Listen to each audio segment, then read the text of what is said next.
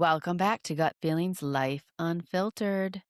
Today we are talking about something that, in my opinion, it changes everything when it comes to healing. It is neuroplasticity. That sounds like a really scary word, I feel like, It for sounds the so lay person. sexy, to be honest. Oh, sexy. I like that better.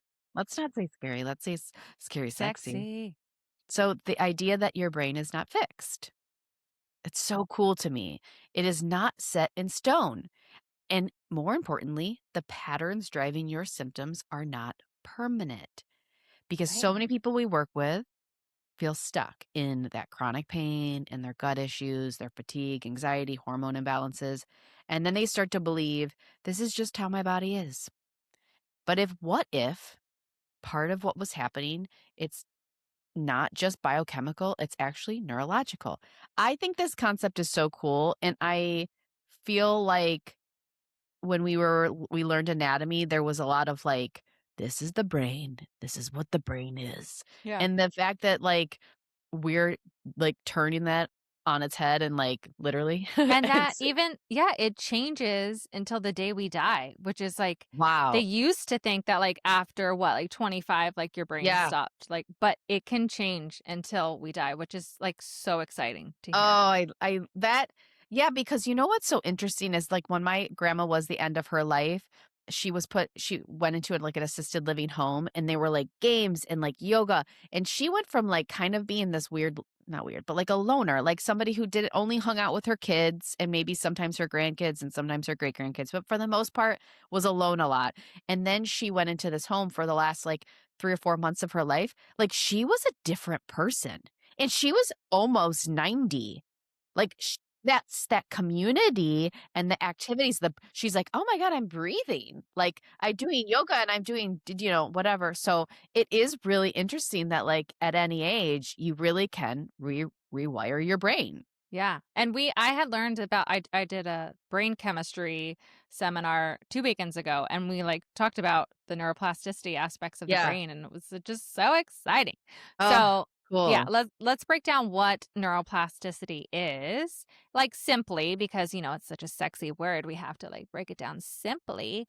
But neuroplasticity is your brain's ability to form new neuronal pathways and strengthen or weaken existing ones, as well as adapt based on your experience. So your brain is constantly learning. Like every thought that you think, every emotion you feel, every reaction that you have, it's strengthening that neural circuit.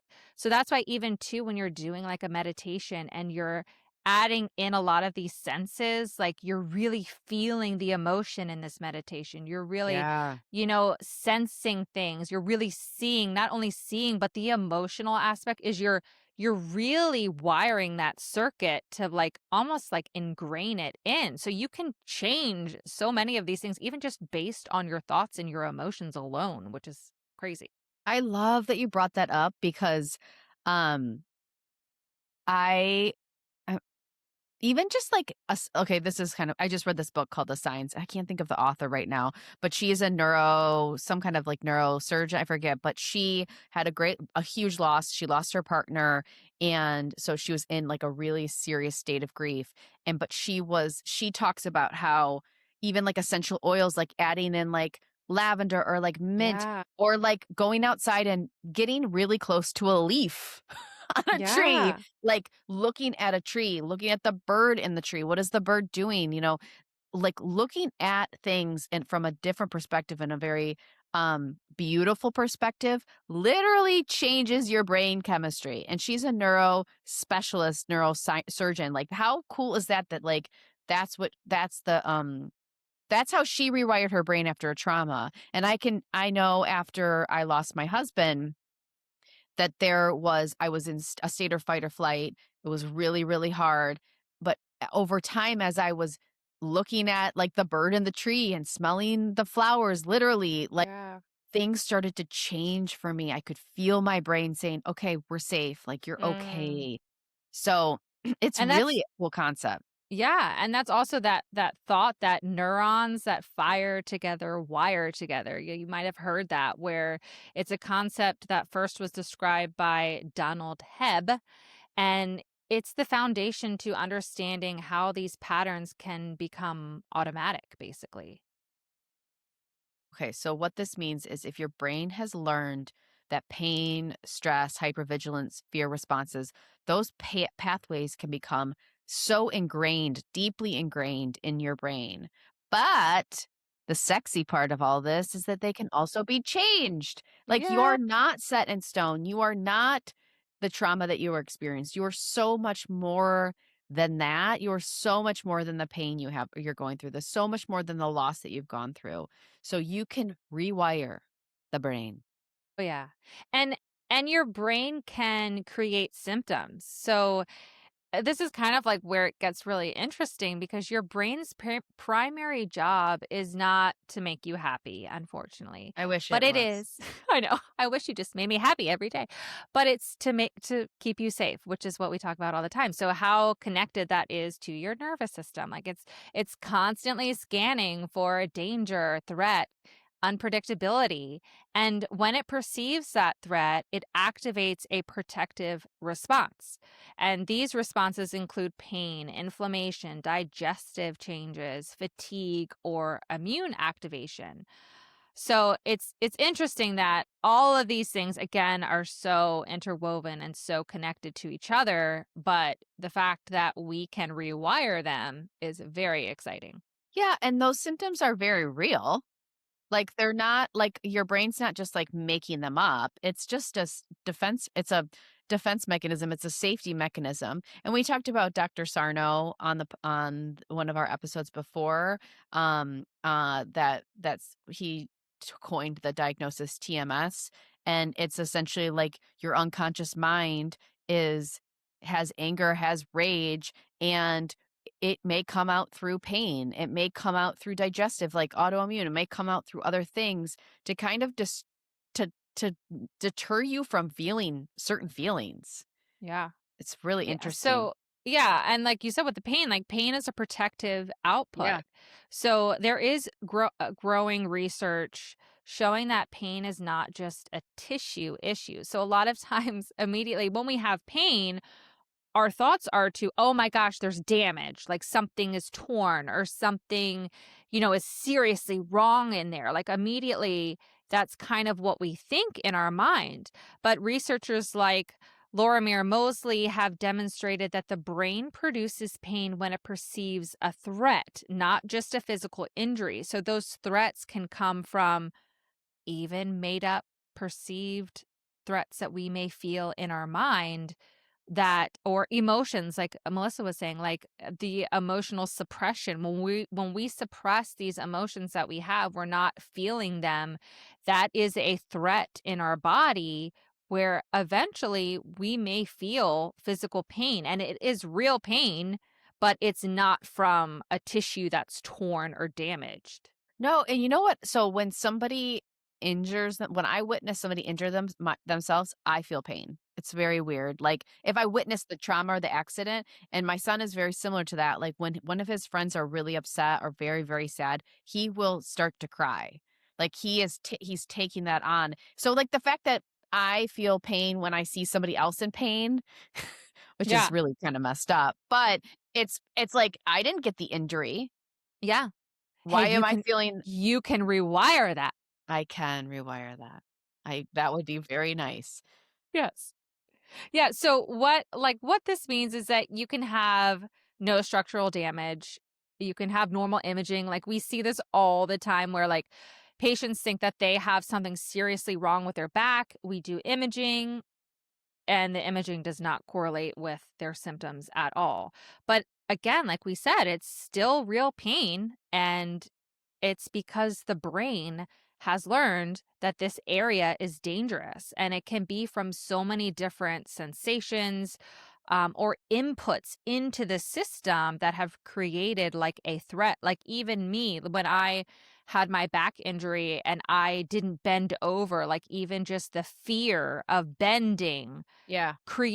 it almost extended my injury by, oh god, probably 6 months because there was so much fear around movements, and it's like that is a whole it's almost like a secondary injury from the initial injury because of that type of fear that I was having with movements.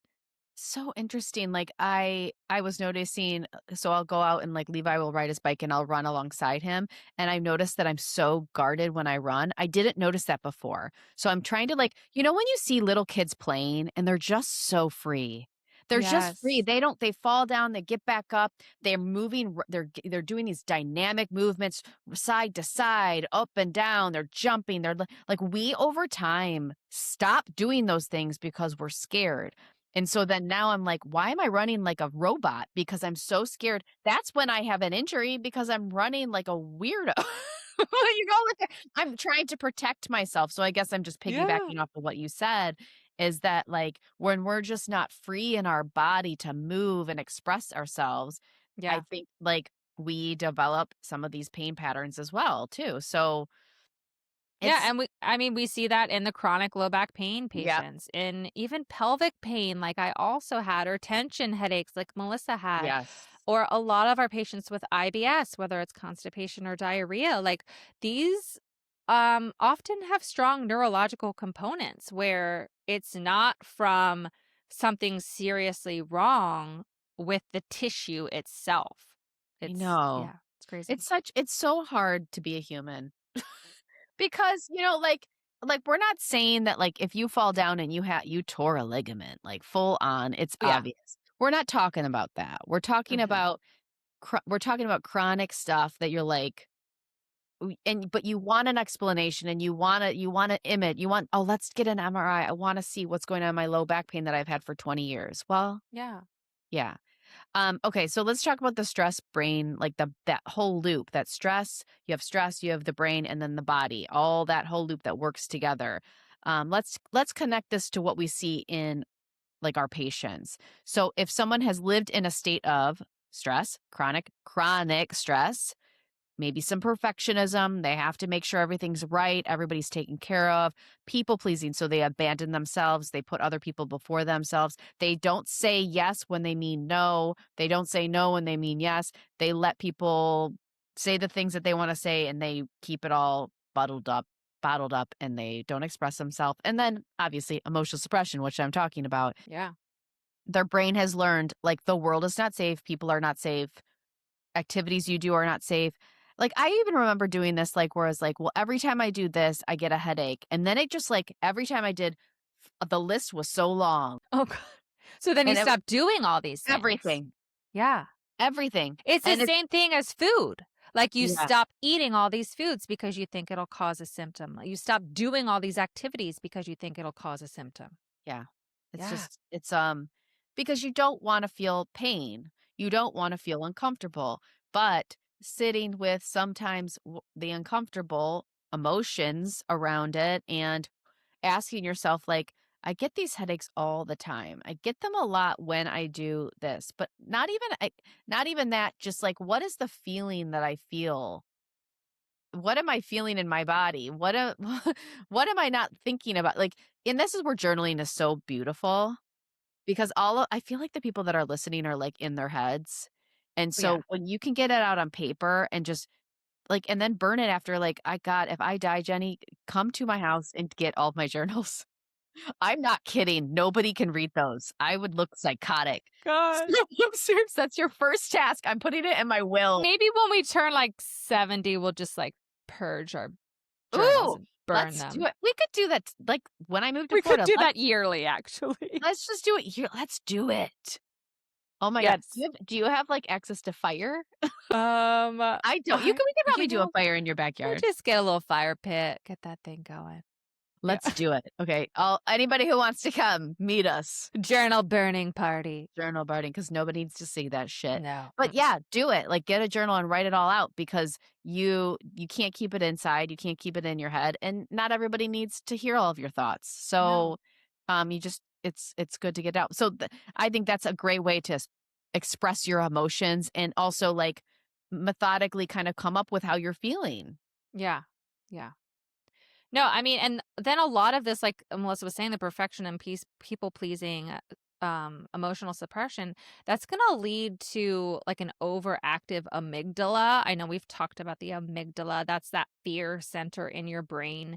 And it's going to reduce your prefrontal regulation, where that's our thinking brain. Like we like make Reasoning. sense of things, Yep. reasoning.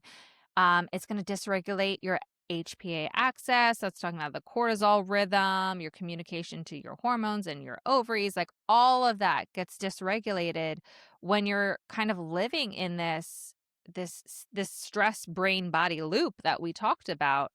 And guess what that's going to do? It's going to create the fight or flight and freeze or fawn, which are our different nervous system states where we kind of start to shut down. Right, and we're talking we talked about, like, the chronic stress, but also the things that you just described, the overactive amygdala, the reduced prefrontal cortex, like, all those things also come into play when we've had loss. So, like, I like to talk about grief and, when we those big T traumas can also change our can affect the neuroplasticity in our brain, and we but the good news about, like, what we said earlier is that, like, it can be rewired, but just know, like, be easy on yourself. If you just had like a major trauma or a major loss, like these things, your brain, this is what your brain is doing. Yeah. You're in survival mode. You are.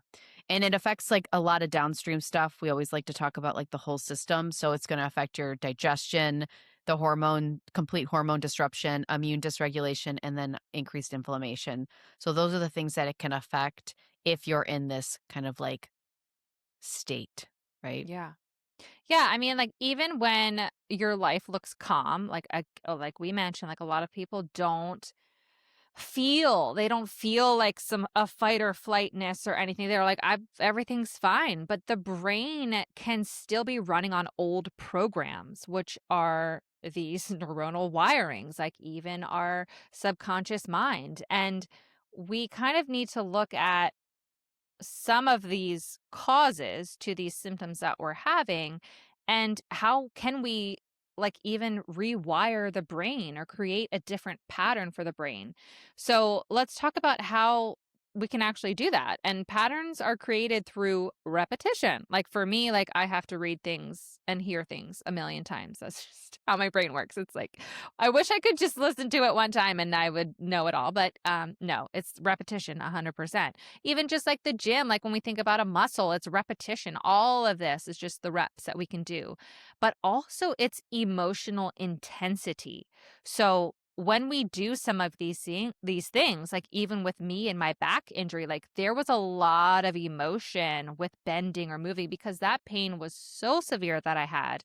And I felt like I could prevent it by not moving. So there was a lot of emotional intensity with movements for me. And even the meaning that our brain kind of assigns to some of these symptoms that we have. And it might be made up, but like we learn meaning for a lot of things, even our in our subconscious programming. So from children, we'll learn meaning to certain things. So it's like if you repeatedly worry, if you anticipate problems, if you push through stress, your brain's going to wire that stress is basically your baseline.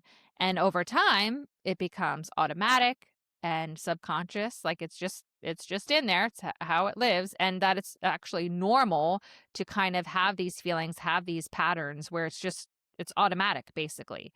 So when we talk about it, we know this is the why, and you can logically know I'm okay, but your body can still feel anxious, tense, or on edge. So it's again, there's kind of like a mismatch between your thinking brain, like I'm okay, like I'm not Mhm. dying, and then all of these programs and this wiring in your brain and your subconscious mind that are running this show that you almost don't even realize it's happening. Right, and the concept of like I'm fine, like I'm feel okay is an interesting one because when we have these patterns but yet we feel fine, I think we bring it back to like being totally out of our body. Like, there's just a complete displacement of our brain and our body, and we're not in it, and we can't feel. It's like, the people that are like, "Oh, I they did that to me, and it took me a few days to figure out how I felt about it."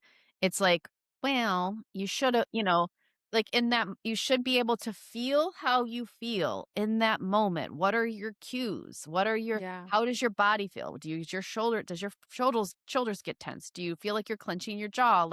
You like, digging deeper on how you feel just to say, "I'm fine," when either if you're coming to us, you're probably not fine, Yeah. honestly, if you're so, um and we talked about this, like, having somebody on our on our podcast that, like, is fine. Yeah. Yeah. I would love that, right? So, anyways, let's talk about how neuroplasticity, how it can be healed. There's it's such good news, right? Like, we need some good news. The brain We can do. rewire. We talked about it earlier. It can rewire, but it doesn't happen through like thinking your way out of it.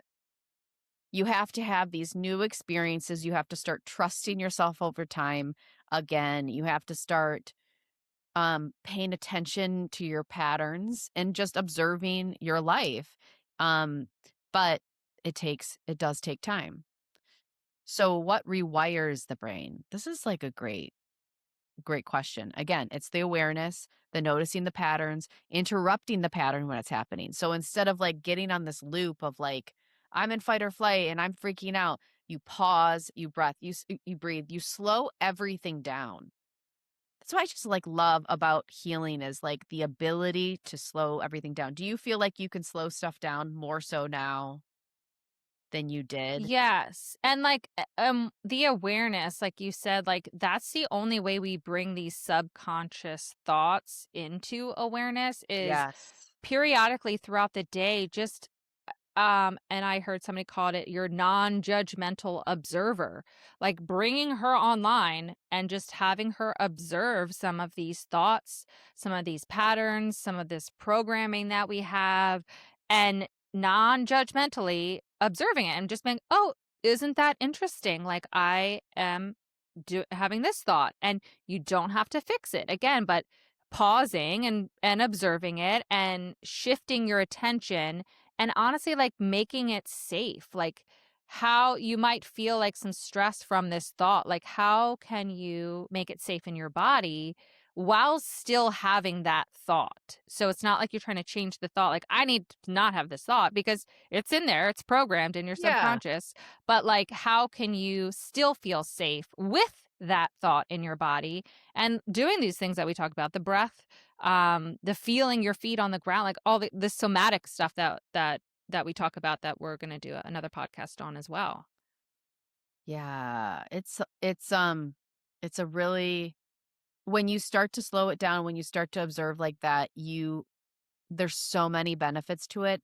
I cannot express it enough. Like that's when truly like I just felt so much better about who I was as a person, like my integrity, my my soul, like how I operated with my friends and my family. Like if I when I just slowed my thoughts down and my processes down, then I was able to, I think, rewire my brain. Yeah. Because I think before when you're in fight or flight, it's so reactive. Mhm. It's so like it's either defense mechanisms or keeping yourself safe or getting yourself out of that situation or avoidance. Like there's all these things. And then when you get clear on like who you are as a person and what you need and you slow it all down, you waste no you're there's no time. You're not wasting your time with stuff, right? Like No. you're like, I don't that doesn't feel good in my body. So Yeah. I don't want to do that. I'm not going to do that pattern that I've been doing. So it's Mm-mm. pretty this is like the real stuff, guys. This Yeah, is. the brain changes through that felt experience. So it's not just like the intellectual understanding, like our thinking brain, but it's that felt experience. And it's, some practices that support it are those somatic practices, like I mentioned, like the somatic tracking, where you can just kind of observe sensations that you're feeling. You can just be in a room and be like, okay, what are like 3 things that I see, 3 things that I smell, 3 things that I hear, kind of going through some of these senses, like, brings you back into your body, as well as the breath work, like that slow exhale that we talk about all the time, 5 seconds in, 6 or 7 seconds out, as well as, like, visualization, kind of like seeing what you want to see, like, what do you want to happen? How do you want to feel? Like, seeing that, just breathing and closing your eyes and feeling good, honestly, like, and gentle movement. Like, I can't tell you how healing yin yoga is Yeah. because you are just slowly, methodically, you're present, you're in that movement, you're holding it, you're breathing, and that's the only thing you're doing. You're present. Like, you're not trying to, like, get a PR at something, or you're just being in that felt sense of that stretch and that muscle, and it's just so powerful. It's It slow. It is. might be hard for some of us, like, go-getter, like, go, go, go Yeah. people, but when you do learn to slow down and, like, just get into your body with yin yoga, like, it's pretty amazing. You know what else is really good is Tai Chi. Tai Chi, Yes, my I've been dad doing Tai does Chi. that. Oh my I god, it's love it. so like, the flow and the energy, and, like, you don't have to be perfect with it. It's just, like, this light movement, and you're still, but, yeah, there's different practices within movement, I think, that can fit Yes. your lifestyle, and maybe, like, flow yoga also can get you in, but maybe for you, like, yin is better for me too. Because with Yeah, flow, I'm, like, trying to get into the next pose and then the next pose, and then I'm trying to remember sometimes, um, but and and for body cueing. those yeah, and for those people that are, like, have a hard time slowing down, because 'cause I've talked to a lot of people, they have a hard time meditating, they have a hard time slowing down. What is, like, 10% slower than what you are currently doing? Like, what is just a little bit slower where you can be more present? And it doesn't have to you don't have to go straight to yin. Like Melissa said, you could do a slow flow, start there and see how that feels. Yeah, But these are just like, how can we get more into our body? And another big one is the emotional processing, whether it's through journaling or through basically, therapy. yeah, therapy, EMDR, or expressing some of these emotions. You can do some of these somatic practices that we talked about, go to a rage room, some of these things, like how to get some of this out of our body where we're like still in our body, we're still with that emotion. It's basically rewiring some of these emotions where it's safe to feel them. Yeah, I feel like that's a big one. That's a really, like, a lot of people were raised like, as millennials, we were raised to not feel certain feelings because we weren't allowed, because it was too big for the parents to because it meant that the parents couldn't like, really handle it, or they didn't know how to process, because they weren't taught how to process. Like, they still had to keep themselves small and quiet and good and all these things. And so now, like, for us women, because most of our listeners are women and most of us are in our 30s, 40s, 50s, like, we were not taught to process. And so that one is a really big one, I think, for us, for the listeners, and for you and I, Jen. Yeah, for sure. For sure. So, um here was what we can, like, look at from a day-to-day standpoint. So you talked about, like, the somatic tracking, which, so that's really just, like, instead of reacting to symptoms, we're gonna observe them. So I guess we're just kinda going over, like, the same stuff, right? So, like, interrupting the stress patterns, catching yourself when you are start to spiral, when you feel the pressure building. I know that, like, when I feel a stress pattern, like I was just telling you off camera, like, I had to get pictures of my house because 'cause I'm putting it on the market, like, there was just a lot, so I'd make my house look perfect, but I could feel it, and it was so hard to stop it, but it was this internal pressure that I was putting on myself, and I could start to feel myself spiral, like, the first thing that is, like, my cue is, like, my sleep is disrupted, and then I still fresh feel pressure in my head, and then, like, I have my systems, I have my processes that I old patterns that, like, but now that I'm more in my body, I'm like, "Okay, these are my spiraling cues. So what am I gonna do?" So during that time, I paused more, I meditated all the time, especially at night. I journaled like crazy. I got it all out and I got back in my body. But Mm, you can just start by like pausing. Take yeah. 3 to 5 slow breaths. Tell your brain it's okay. Even if you have to repeat it 20 times, look yourself in the mirror and say, "You're okay. You're okay. You're okay. You're okay. We're safe." Yeah. So another thing is just even exposure therapy. So gently reintroducing things your body has associated with stress. So I again earlier I was saying like how when I made a long list of things that caused my headaches and they didn't really actually cause my headaches. I just started to associate it with these things with my headaches. So I started to reintroduce them. I stopped being so fearful of this headache. So I still moved whether I had a headache or not. That's a good idea.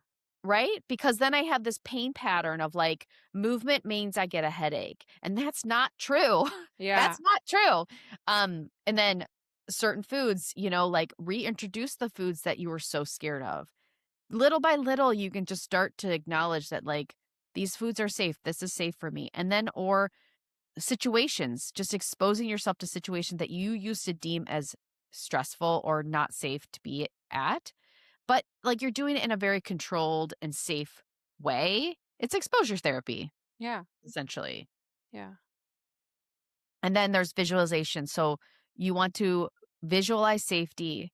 In EMDR, you first come up with a safe place.